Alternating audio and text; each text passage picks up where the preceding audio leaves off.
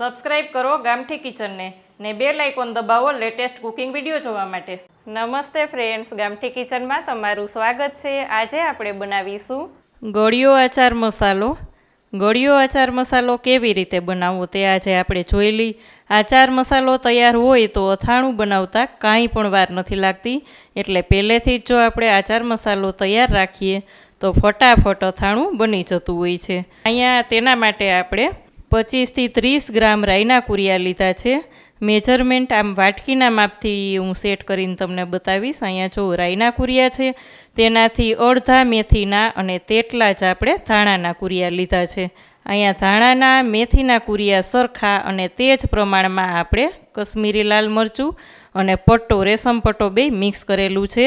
Mix કરવામાં અહીંયા કશ્મીરી લાલ મરચુંનું પ્રમાણ મેં ખૂબ જ ઓછું રાખેલું છે, કારણ કે ઘણા લોકોની ફરિયાદ હોય કે અથાણું લાંબા ટાઈમે કાળું પડી જતું હોય છે. તેનું મૂળ કારણ તે હોય છે કે કશ્મીરી લાલ મરચું આપણે પૂરેપૂરું એડ કરશું તો લાંબા ટાઈમે તેવું થતું હોય છે. અને તીખાસ માટે પણ રેશમ પટ્ટો ખૂબ જ સારો ટેસ્ટી પણ અથાણું લાગશે. એટલે આમાં જ તમે જોઈ શકો છો કે વધારે પ્રમાણમાં મારું રેશમ પટ્ટો અને 1 ટેબલ સ્પૂન જેટલું જ કશ્મીરી લાલ મરચું છે. અહીંયા 4 ટેબલ સ્પૂન આપણે નમક લઈ લીધું છે. નમકને પણ આપણે શેકી લેશું જેથી કરીને મોઇસ્ચર બધું નીકળી જાય. અહીંયા તમારે આ બધા કુરિયાને થોડા થોડા રોસ્ટ કરવા હોય તો તેમ પણ કરી શકો છો, અને કુરિયાને જો મિક્સર જારમાં લઈ અને થોડા થોડા ક્રશ કરવા હોય તો પણ તમે કરી શકો છો. પણ અહીંયા આપણે કુરિયા શું કામે મિક્સર જારમાં ક્રશ નથી કરતા તે સિક્રેટ પણ હું તમને છેલ્લે બતાવીશ. અહીંયા 1.5 ટેબલ સ્પૂન હળદર પાવડર છે, 1 ટેબલ સ્પૂન હિંગ, 1.5 ટેબલ સ્પૂન આપણે લખનૌવી ઝીણી વરિયાળી આવે છે લીલી તે લીધી છે, મરી છે 15 થી 20 અને તજનો ટુકડો છે. અહીંયા તમે જોશો તો આપણે બધા જ લાલ મરચું પાવડર, હળદર પાવડર, હિંગ આ વરસના નવા જ ઉપયોગમાં લેવાના છે, કાંઈ પણ જૂના નથી લેવાના. અને માર્કેટમાં મળતા કુરિયા પણ ખાસ ચેક કરી લેવાના કે ગયા વરસના નથી લેવાના, જેથી કરીને આપણું અથાણું લાંબો સમય સુધી તેવું ને તેવું જ રહે. તો ચાલો હવે જોઈ લઈએ કેવી રીતના બનાવવું. અહીંયા આપણે નમકને થોડું થોડું જ શેકી લેવાનું છે, કલર ચેન્જ ના થાય તેનું ખાસ ધ્યાન રાખવાનું છે. બીજા કુરિયા પણ તમે આ રીતે કરી શકો છો, પણ તેની કાંઈ જરૂર નથી, એટલે આપણે કાંઈ કરવાના નથી. ને અહીંયા આપણું નમક પણ ઠંડુ થઈ જશે અને તેલ પણ આપણે ગરમ કરીને રાખી દેવાના છીએ, એટલે થોડું થોડું ગરમ હોય ત્યાં સુધીમાં આપણે બધી જ તૈયારી કરી લઈએ. અહીંયા આપણું નમક પણ શેકાઈ ગયું છે. હવે આપણે તેલ મૂકી દઈએ. અહીંયા આપણે 5 ટેબલ સ્પૂન તેલ લીધું છે. અહીં મેં સિંગ તેલનો ઉપયોગ કરેલો છે, તમે સરસવ ઓઇલ પણ લઈ શકો છો, પણ અહીંયા અત્યારે હું સિંગ તેલ લઈશ અને એકદમ ધુમાડા નીકળે તેવું જ આપણે ગરમ કરશું અને પાછું તેને ઠંડુ થવા દેશું. અહીંયા તમે જોઈ શકો છો તેલ આપણું એકદમ સરસ ગરમ થઈ ગયું છે, તે પણ ઠંડુ થઈ જશે અને નમક પણ ઠંડુ થઈ જશે. અહીંયા વરિયાળી પણ આપણે થોડી થોડી જ ક્રશ કરવાની છે, એકદમ ભૂકો કરી નાખવાનો નથી. અહીંયા મેં થોડી થોડી ક્રશ કરી લીધી છે, તમે જોઈ શકો છો. હવે બધા જ કુરિયાને આપણે એકદમ સરસથી પાથરી દેવાના છે. રાઈના કુરિયા, પછી લઈ લેશું આપણે મેથીના કુરિયા. મેથીના કુરિયા પણ આપણે ક્રશ કરતા નથી, કારણ કે જો થોડાકેય વધારે ક્રશ થઈ જાય મેથીના કુરિયા તો અથાણાનો ટેસ્ટ સાવ બગડી જશે. એકદમ કડવાશ ઉપર તેનો ટેસ્ટ આવશે. તમે ક્યારેક ટ્રાય કરીને જોજો. અને આમ મેથીના કુરિયા લીધા હોય તો તેનો ટેસ્ટ ખૂબ જ સરસ આવશે. તમે ક્યારેક 2 અથાણાનો ટેસ્ટ કરજો. જો આપણે બહારથી લઈ આવતા હોય અથાણું તો તે અથાણાનો આચાર મસાલો આપણે તૈયાર લઈ આવતા હોય તો તેનો ટેસ્ટ આપણને ખૂબ જ ગમે છે. શું કામ ગમે છે?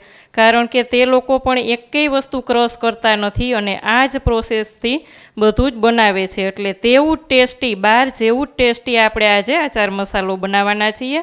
અહીંયા તમે જોઈ શકો છો કે આપણે ધાણાના કુરિયા પણ આ જ રીતે પાથરી દીધા છે. પછી આપણે વરિયાળીને પણ તેવી જ રીતના લઈ લેશું. વરિયાળીનો ટેસ્ટ પણ ખૂબ જ સરસ આવે છે, એટલે થોડુંક પ્રમાણ આ રીતે વધારે જ રાખવાનું છે. અને વચ્ચે આપણે હિંગ લઈ લેશું. 1 ટેબલ સ્પૂન હિંગ લીધી છે.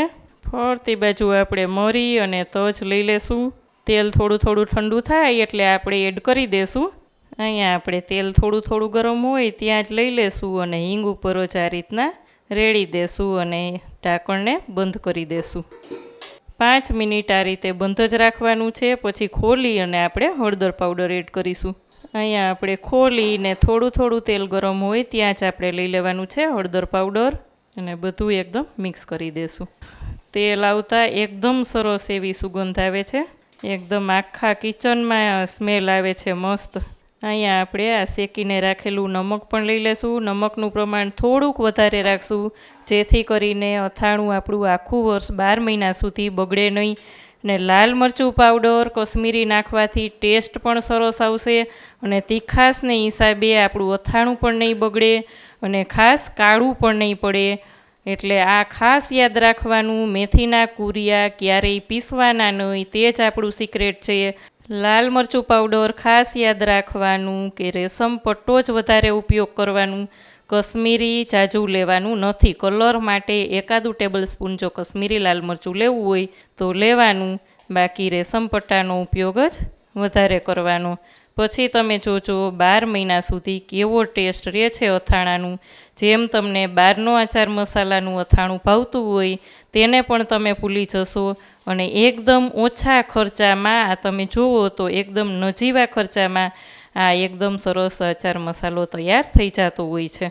અહીં તમે જોશો તો એકદમ મસ્ત કલર અને એકદમ સરસ એવો આપણો ગળ્યો આચાર મસાલો તૈયાર થઈ ગયો છે. તમે જોઈ શકો છો ફ્રેન્ડ્સ. 12 મહિના સુધી સાચવવા માટેનો આપણો આ અથાણાનો મસાલો તૈયાર છે. આ જો તૈયાર હોય તો અથાણું ફટાફટ બની જશે. અહીંયા તમે જોઈ શકો છો ફ્રેન્ડ્સ, આપણે ગળ્યો આચાર મસાલો એકદમ સરસ ટેસ્ટી છે, સાથે સાથે એકદમ સરસ ચોખ્ખો બને અને સસ્તો પણ બને. તો તમે કેવી રીતે બનાવો છો ગળ્યો આચાર મસાલો કે તૈયાર લ્યો છો તે કોમેન્ટ કરીને મને ચોક્કસ કહેજો. અહીંયા મારે આટલા માપથી 350 ગ્રામ જેટલો મસાલો તૈયાર થયો છે. તે લગભગ આપણે 2 કિલો કેરી હોય તો તેનું આપણે અથાણું બનાવી શકીએ. તો આ જ પ્રમાણે ફ્રેન્ડ્સ તમે પણ ચોક્કસ બનાવો. કેવી લાગી આજની રેસીપી? જો સારી લાગે તો વિડીયોને લાઇક કરજો, ચેનલમાં નવા હોય તો સબસ્ક્રાઈબ કરીને બેલ આઇકોન પ્રેસ કરજો. આવજો ફ્રેન્ડ્સ.